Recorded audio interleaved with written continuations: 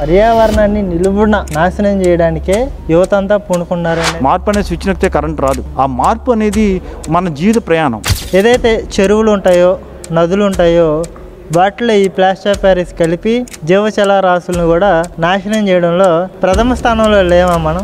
దేవుడి విగ్రహంలోనే plaster of Paris తీసుకొస్తుంటే అది correct కాదు. ఫస్ట్ మార్పు అక్కడ రావాలి. ఇప్పుడు మనం పూజించే స్వామివారి కెమికల్ రంగుతో ఉంటే ఈ మనిషి కూడా కెమికల్గానే ఆలోచిస్తారు. పవన్ కళ్యాణ్ గారు ఖచ్చితంగా పిలుపునిచ్చారు. చాలా స్వాగతించదగిన విషయం ఇది. ఆ పిలుపు యొక్క అంతరార్థం ఏంటంటే మీరు పర్యావరణ హితంగా ఉండండి ఉన్నారు. ఆయన అభిమానులు వచ్చి మాకు రంగులు కావాలి, పిలుపు దగ్గరే ఉన్నారు. మీరు ఆయన ఆలోచనకు రీచ్ అవ్వాలి.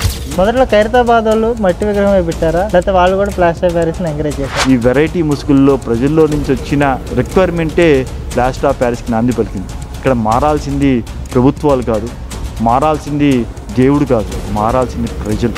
సాటిస్ఫైడ్, సంతృప్తి చెందారా పూర్తి స్థాయిలో? ఇంకా ఏమైనా అసంతృప్తి మీలో మిగిలిందంటే ఏం చెప్తారు? నాకు ప్లాస్టర్ ఆఫ్ ప్యారిస్ విగ్రహం కనపడకుండా కేవలం మట్టి విగ్రహమే కనపడితే నాకు ఆనందం. నేను సాధించదలుచుకుంది. సో మారాల్సింది వ్యాపారస్తుడు, ప్లాస్టర్ ఆఫ్ ప్యారిస్ చేసే వ్యాపారస్తుడు కాదు, లేకపోతే దేవుడు కాదు, ప్రభుత్వం కాదు, బట్ ప్రజలు మారాలి. ఈ ఉద్యమం నాలో కొన్ని వందల మందికి నేను స్ఫూర్తి రగిలించగలిగాను. ఈ 100 మంది 1000 మంది అవ్వాలి. నాలాంటి వాళ్ళు 100 మంది తయారవ్వాలి. ప్లాస్టర్ ఆఫ్ ప్యారిస్ బొమ్మలకి చరమగీతం పాడాలి. పర్యావరణాన్ని కాపాడదాం, మట్టి వినాయకుడినే పూజిద్దాం.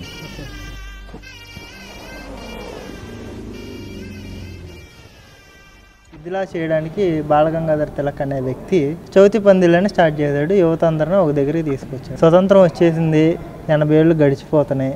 ఇప్పుడు వినాయక చవితి ఎందుకు చేయాలి? ఇప్పుడు అంత నెససరీ ఏముంది? ఇప్పుడు అంతా చేసేదంతా కూడా పర్యావరణాన్ని నిలువున నాశనం చేయడానికే యువత అంతా పూనుకున్నారనేది నా ఆవేదన.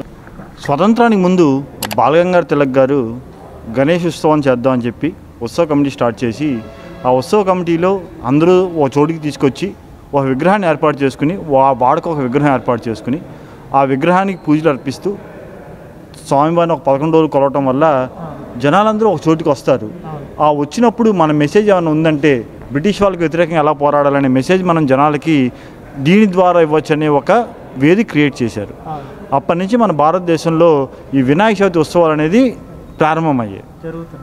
ఈ రోజున ఎవరు ఫోన్ చూసినా కూడా ఇద్దరు హోటల్కి వెళ్ళి కూర్చుంటే ఇన్స్టాగ్రామ్లో మాట్లాడుకోవడం కాదు, ఇన్స్టాగ్రామ్ రీల్స్ చూడటం, సోషల్ మీడియా రీల్స్ చూడటం. ఈ సోషల్ మీడియా యుగంలో ఒక మనిషికి ఇంకో మనిషికి కమ్యూనికేషన్ కట్ అయిపోయింది.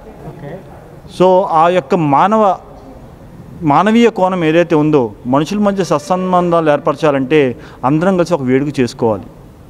అందుకనే వినాయక చవితిని కులాలకు అతీతంగా, మతాలకు అతీతంగా మనుషులు జరుపుకునే పర్యావరణ పండుగ అంటాను. అంటే మన కాలనీలో ఒక విగ్రహం పెట్టాలి అంటే ఆ కాలనీ పోలీస్ పర్మిషన్ తీసుకోవటం కానీ, ఓ పందిరి ఏర్పాటు చేయడం కానీ, ఆ పందిరి టెంట్ హౌస్ వాళ్ళతో మాట్లాడటం కానీ, విగ్రహాన్ని సెలెక్ట్ చేసుకోవటం కానీ, ఆ విగ్రహం ఏ ఆకృతిలో ఉండాలని కానీ అందరూ కలిసి ఒక గ్రూప్ ఏర్పడి ఆ గ్రూప్ అందరూ సమిష్టిగా ఒక నిర్ణయం తీసుకుని చేసుకుంటారు. దసరా అయినా, దీపావళి అయినా, లేకపోతే సంక్రాంతి అయినా మన ఇంట్లో మనం చేసుకునే పండుగ. ఒక్క వినాయక చవితి మాత్రమే సమూహంగా ఒక కలెక్టివ్ ఫెస్టివల్ అనేది ఉందండి భారతదేశంలో, అది వినాయక చవితి మాత్రమే. సంక్రాంతి కూడా మనం చేసుకుంటాం. సంక్రాంతి చేసుకున్నప్పుడు భోగి చేసుకుంటాం.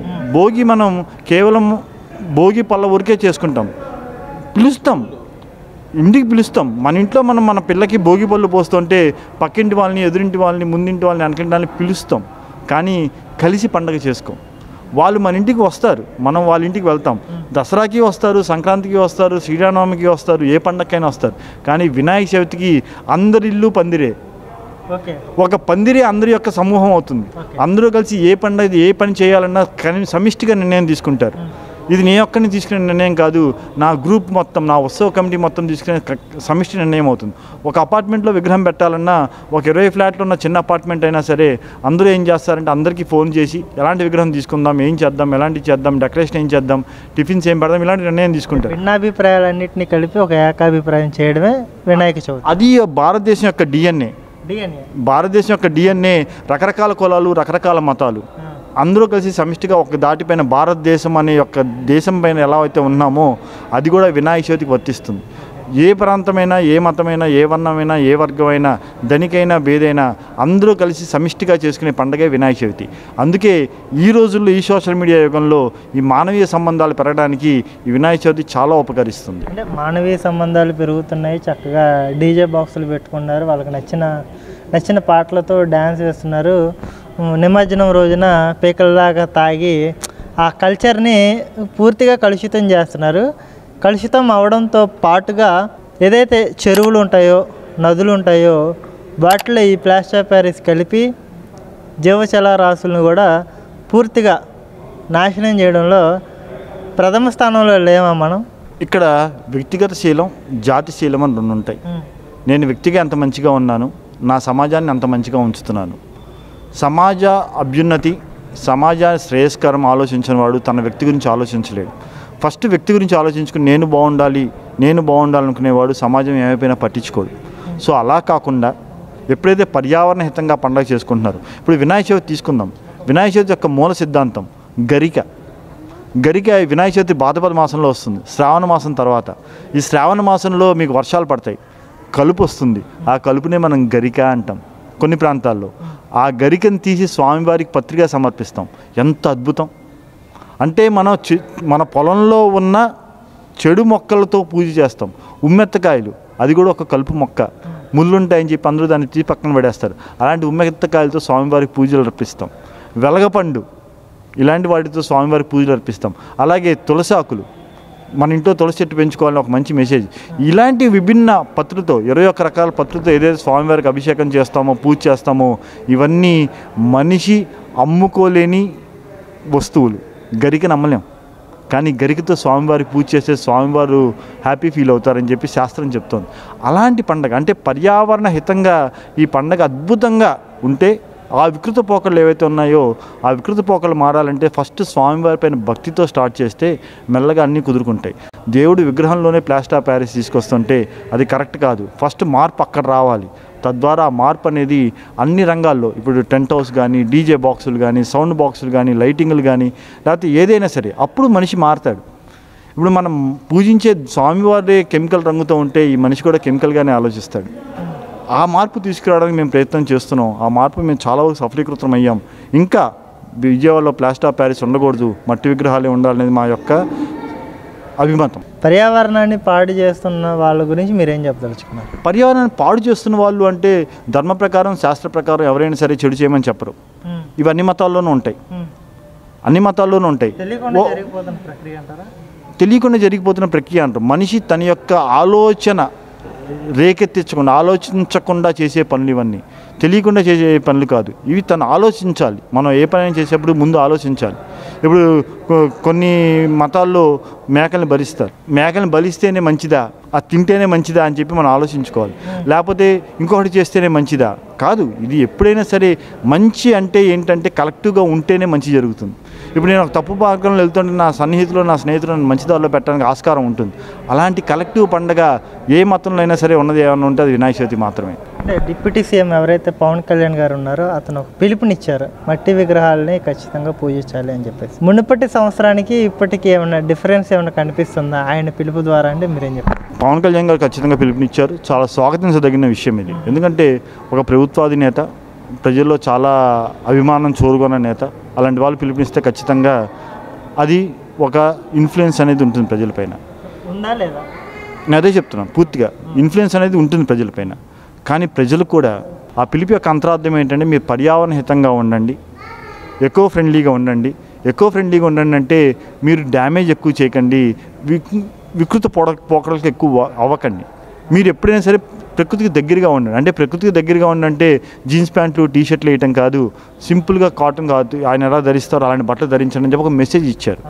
అంతర్లీనమైన ఆ మెసేజ్ని అర్థం చేసుకోకుండా, దాని యొక్క లోతు తెలుసుకోకుండా, అది ఒక చిన్న స్టేట్మెంట్ కాదు. మీరు స్టేట్మెంట్ అనే మాట అనే దాన్ని విభేదిస్తున్నాను. పిలుపుననే మాట కూడా నేను విభేదిస్తున్నాను. అది పిలుపు కాదు, ఆయన యొక్క ఆలోచనల సమాహారం. ఆలోచనల సమాహారం అనేది ఎలా ఉంటుందంటే దాని యొక్క లోతు మనం తెలుసుకోగలగాలి. ఆయన అభిమానించాం, ఆయన అన్నారని చెప్పి ఊరికే మట్టి విగ్రహాలు చుట్టానికి వచ్చాం కాదు. ఈ మట్టి విగ్రహం అంటే ఇలాగే ఉంటుంది. ఆయన మట్టి విగ్రహం ఎందుకు వాడామన్నారు? నా చెరువు, నా భూమి పాడవకుండా ఉండాలని మట్టి విగ్రహం ఆయన వాడమన్నారు. అలాగే నీ సంస్కృతి, నీ అభిప్రాయాలు, నీ యొక్క గౌరవాలు దెబ్బతినకుండా ఉండాలి అంటే ఈ పదం ఎందుకు వాడుతున్నానంటే ప్లాస్టర్ ఆఫ్ ప్యారిస్ కొన్ని వేల టన్నులు చైనా నుంచి ఇంపోర్ట్ చేసుకుంటున్నాం. అంటే నీ దేశాల యొక్క కరెన్సీని అమెరికన్ డాలర్స్లో మార్చి అమెరికన్ డాలర్స్ చైనాకి ఇచ్చి ఆ డబ్బులు మనం తెచ్చుకుంటున్నాం. ప్లాస్టర్ ఆఫ్ ప్యారిస్ తెచ్చుకుంటున్నాం. దాంతో మన స్వామివారిని తయారు చేసుకుంటున్నాం. ఒక పక్క మన చెరువులు పూడికి తీయకుండా ఓ పక్క మన చెరువులు పూడికి తీయకుండా మనం ఇచ్చేస్తున్నాం. ఆ చెరువు పూడికి తీయాలంటే కంపల్సరీగా డబ్బు ఖర్చు పెట్టాల్సి వస్తుంది. అదే వినాయక చవితి లాంటి పండగకి ఇది తొలి పండగ, మొదటి పండగ అని మేము విశ్వసిస్తాం. ఈ మొదటి పండగ ఎప్పుడైతే అద్భుతంగా ఒక మార్పు తీసుకురావడానికి శ్రీకారం చుట్టగలిగామో ఆ పిలుపు యొక్క డెప్త్ అనేది ఎవరికైనా అర్థం చేసుకుని ప్రవర్తించాలి. ఇక్కడికి వచ్చిందా దీనికి రంగులు వేయరా, దీని రంగులు ఉంటే బాగుంటాయి కదా అంటే మీ మైండ్ సెట్ మారలేదు. అది పిలుపు కాదు, అది కేవలం పిలుపు కాదు, ఆలోచనల సమాహారం. మీ ఆలోచనల సమాహారం మీరు తెలుసుకోగలిగిన రోజు అది కేవలం పిలుపు అని చెప్పి అనరు. రంగు కూడా కెమికల్ లేకపోతే దీనికి స్పెషల్? ఎప్పుడైనా సరే ఈ కెమికల్స్ అన్ని రంగులన్నీ మీకు వాటర్ కలర్స్తోనే వేయడం జరుగుతుంది.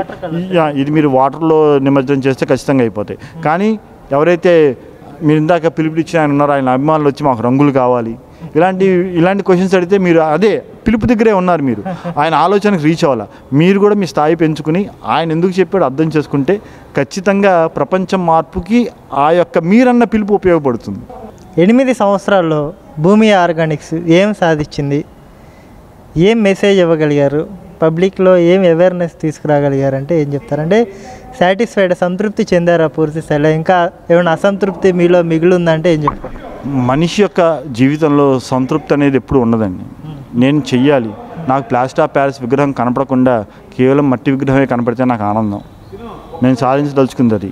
దాంట్లో ముఖ్య సమస్యలు విభిన్న ఆకృతులు ఉండవు అనే ఒక అనుమానం. విభిన్న ఆకృతులను ఎలా తీసుకురావాలని చెప్పి మీరు రీసెర్చ్ చేసి ఈరోజు మీకు 3.5 అడుగుల్లో దాదాపుగా 6 రకాల ఆకృతులు, అలాగే 5 అడుగుల్లో దాదాపు 13 రకాల ఆకృతులు తీసుకురాగలిగాం. అంటే మనం మార్పు తీసుకురావాలంటే మార్పు ఎలా తీసుకురాగలం, ఆలోచనల సమాహారం అన్నాను చూసారా, అది మనం ఇన్డెప్త్ ఆలోచించాలి. నేను మట్టి విగ్రహం పెట్టేశాను మీరు వచ్చి కొనేసేయండి అంటే కొనరు. నేను ఇందాక చెప్పినట్టు కలెక్టివ్ పండుగ మా దగ్గర విగ్రహానికి వస్తే అది సెలెక్ట్ చేసుకోవడం దాదాపుగా 2-3 గంటల సమయం వెచ్చిస్తారు. 2-3 గంటల సమయం వెచ్చిస్తారు. ఆ విగ్రహం ఎలా ఉంది, ఈ విగ్రహం ఎలా ఉంది, ఆ ఆకారం ఎలా ఉంటుంది, ఈ ఆకారం ఎలా ఉంటుంది, వాళ్ళందరూ సమిష్టిగా ఒక గ్రూప్గా ఏర్పడి అందరూ డిస్కస్ చేసుకుని రాని వాళ్ళు వీడియో కాల్లో పార్టిసిపేట్ చేస్తూ వచ్చిన వాళ్ళు విగ్రహం చూపిస్తూ ఇలాంటి ఏదైతే ఉందో అలాంటి దానికి మేము అంకురార్పణ చేశాం 8 సంవత్సరాల క్రితం. ఖచ్చితంగా ఇది మేము మార్పు తీసుకురావడం. మార్పు అనేది ఒక ప్రక్రియ. మార్పు అనేది స్విచ్ నొక్కితే కరెంట్ రాదు, మార్పు అనేది స్విచ్ నొక్కితే మారిపోదు. ఆ మార్పు అనేది మన జీవిత ప్రయాణం. ఆ జీవిత ప్రయాణంలో మనం మంచి వైపు వెళ్తున్నామా చెడు వైపు వెళ్తున్నామా అనేది మనిషి ఆలోచించుకోవాలి. ఎందుకంటే మా విగ్రహం మీకు చెరువు పూడికి తీసి ఆ చెరువు మట్టితో విగ్రహం తయారు చేసి దాని మీద గంగానది మట్టి అద్ది అందంగా తయారు చేసి మీకు అందిస్తున్నాం. అంటే చెరువు పూడికి తీయడానికి ఉపయోగపడుతుంది. అలాగే ఈ మట్టి విగ్రహం తీసుకెళ్ళి మీరు నదిలో కలిపినా, చెరువులో కలిపినా, సరస్సులో కలిపినా ఈ విగ్రహం మీకు దాని యొక్క ఫెర్టిలిటీని పెంచుతుంది తప్పితే ఏమాత్రం తగ్గించదు. ఇలాంటి ఆలోచనతో వచ్చింది కాబట్టి ఖచ్చితంగా మా యొక్క ఆలోచన విజయవంతంగా సాగుతుంది. ప్రజలు కూడా అర్థం చేసుకుంటున్నారు, మారుతున్నారు, వస్తారు, రాబోతారు. వాళ్ళు వచ్చేంతవరకు మేము చేస్తూనే ఉంటాం. అంటే ఖైరతాబాద్లో 100 అడుగుల విగ్రహాలు పెడుతూ ఉన్నారు కదా, ఏంటి దాని యొక్క సిగ్నిఫికెన్స్ ఏంటి, దాని ద్వారా ఏం మెసేజ్ ఇవ్వగలుగుతున్నారు? అంత విగ్రహం పెట్టడం వల్ల ఎవరికి మేలు జరుగుతుంది? ఖైరతాబాద్ ఉత్సవ సమితి ఏర్పడినప్పుడు బాలగంగాధర్ తిలక్ గారు ఇచ్చిన పిలుపు మేరకి భారతదేశంలో స్టార్ట్ అయినప్పుడు వాళ్ళు ఆ రోజు అడుగుపెట్టిన విగ్రహం 1 అడుగు విగ్రహం. ఆ రోజు మొదలుపెట్టింది వాళ్ళు 1 అడుగు విగ్రహం. ఆ అడుగు విగ్రహాన్ని వాళ్ళు పెంచుకుంటూ 72 అడుగులకు తీసుకెళ్లారు. సంవత్సరానికి 1 అడుగు పెంచుకుంటూ వెళ్ళారు. అది మీకు తెలియకుండా మొదటి నుంచి ఖైరతాబాద్ వాళ్ళు హైట్ విగ్రహం పెట్టారని చెప్పి అపోహలో మీరున్నారు. ఆ తర్వాత వాళ్ళు ఒక నియమం పెట్టుకున్నారు, 72 అడుగుల తర్వాత విగ్రహం సంవత్సరానికి 1 అడుగు తగ్గుతూ వస్తుంది అని. ఆ విగ్రహం యొక్క హైట్ పెంచుకుంటూ పోయారు. తద్వారా జనాలకు కూడా వినాయక చవితి జరుపుకోవాలనే సంకల్పం సిద్ధించింది. తద్వారా కలెక్టివ్గా ఏర్పడటం జరిగారు. కొన్ని వందల వేల లక్షల సమూహాలు, కొన్ని కోట్ల సమూహాలు ఏర్పడుతున్నాయి. ఫైనల్గా అంటే ఈ ప్లాస్టర్ ఆఫ్ ప్యారిస్ అనేది హైదరాబాద్లో మొదలై నిదానంగా విజయవాడ, ఇటు తూర్పుగోదావరి, పశ్చిమ గోదావరి, వైజాగ్ ఇటు విస్తరించింది అని చెప్పేసి, ఇది ఎప్పుడు మొదలైంది, ఎక్కడ మొదలైంది, ఎలా మొదలైంది? మొదట్లో ఖైరతాబాద్ వాళ్ళు మట్టి విగ్రహమే పెట్టారా, లేకపోతే వాళ్ళు కూడా ప్లాస్టర్ ఆఫ్ ప్యారిస్ని ఎంకరేజ్ చేస్తారని మీరేం చెప్తారు? ఫస్ట్ నుంచి ఎప్పుడైనా సరే మట్టి విగ్రహాలు ఏర్పాటు చేయడం జరుగుతుంది. ఏదైతే సంవత్సరానికి 1 అడుగు పెంచుకుంటూ పోవాలనే ఆలోచన మొదలైందో, సంవత్సరానికి అడుగు పెంచాలనే ఉద్దేశంతో మట్టి విగ్రహం 10 అడుగుల కన్నా ఎక్కువ చేయలేము, లేకపోతే 20 అడుగుల కన్నా ఎక్కువ చేయలేమనే అపోహతో తద్వారా ప్లాస్టర్ ఆఫ్ ప్యారిస్కి నాంది పలికింది. నేను ఇంకా అంటే ఇక్కడ వినాయకుడి యొక్క ఆకృతి ఇంపార్టెంట్ కానీ వినాయకుడి యొక్క ఎత్తు కాదు. అది జనాలు తెలుసుకోక ప్రజలు నాకు ఇంకా పెద్ద విగ్రహం కావాలి, ఇంకా పెద్ద విగ్రహం కావాలి, ఇంకా పెద్ద విగ్రహం కావాలి, పక్కన వాళ్ళు పెట్టిన విగ్రహం నేను పెట్టకూడదు, నాది వెరైటీ విగ్రహం ఉండాలని చెప్పి ఈ వెరైటీ ముసుగుల్లో ప్రజల్లో నుంచి వచ్చిన రిక్వైర్మెంటే ప్లాస్టర్ ఆఫ్ ప్యారిస్కి నాంది పలికింది. ఇక్కడ మారాల్సింది ప్రభుత్వాలు కాదు, మారాల్సింది దేవుడు కాదు, మారాల్సింది ప్రజలు. సప్లై డిమాండ్ అంటాం. మీరు కోరుకుంటున్నారు కాబట్టి మేము తయారు చేస్తున్నాం. మీరు ఎత్తు విగ్రహం వద్దు అనుకుని మట్టి విగ్రహం 5 అడుగుల విగ్రహం తీసుకుని తృప్తి పడితే మీకు నేను ప్లాస్టర్ ఆఫ్ ప్యారిస్ తయారు చేసేవాడు ఉన్నాడు కదా. సో మారాల్సింది వ్యాపారస్తుడు, ప్లాస్టర్ ఆఫ్ ప్యారిస్ చేసే వ్యాపారస్తుడు కాదు, లేకపోతే దేవుడు కాదు, ప్రభుత్వం కాదు, బట్ ప్రజలు మారాలి. ఈ ఉద్యమం నాలో కొన్ని వందల మందికి నేను స్ఫూర్తి రగిలించగలిగాను. ఈ 100 మంది 1000 మంది అవ్వాలి, నాలాంటి వాళ్ళు 100 మంది తయారవ్వాలి. ప్లాస్టర్ ఆఫ్ ప్యారిస్ బొమ్మలకి చరమగీతం పాడాలి. చిన్న విగ్రహాలు ఎందుకు చేయట్లేదంటే ఏం చెప్తారు? మేము ఇంట్లో మమ్మల్ని అందరూ అడుగుతారు, 8 అంగుళాల విగ్రహాలు ఉన్నాయా, మేము డిస్ట్రిబ్యూట్ చేసుకోవాలి, మాకు 1000 కావాలి, మాకు 5000 కావాలి, మీరు తయారు చేయండి అని చెప్పి. ఈ విగ్రహాలు తయారు చేయడానికి చాలామంది ఉన్నారండి. ఇది చాలామందికి జీవనోపాధి.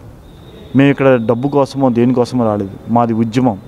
ఈ ఉద్యమంలో మా యొక్క సంకల్పం, మీరు ప్లాస్టర్ ఆఫ్ ప్యారిస్ ఏదైతే పెద్ద పెద్ద విగ్రహాలు పెడుతున్నారో దానికి చరమగీతం పాడాలి. మట్టి విగ్రహాలు ఆ ప్లేస్, ప్లాస్టర్ ఆఫ్ ప్యారిస్ ప్లేస్లోకి మట్టి విగ్రహాలు రావాలి. మీరు పెద్ద పెద్ద విగ్రహాలన్నీ మట్టి విగ్రహాలు తీసుకోవాలనే సంకల్పంతో మేము ఇందులోకి వచ్చాం. సో ఎవరైతే చిన్న చిన్న విగ్రహాలు చేసుకుంటున్నారో కొన్ని 100 మంది ఉంటారు విజయవాడ నగరంలో. అలాంటి వాళ్ళందరికీ మేము వాళ్ళ ఉపాధి వాళ్ళకి ఉంటుంది, వాళ్ళని మేము డిస్టర్బ్ చేయదలుచుకోలేదు. మేము చేయదలుచుకుంది పెద్ద విగ్రహాలు ప్లాస్టర్ ఆఫ్ ప్యారిస్ ఉండకుండా మట్టి రావాలి.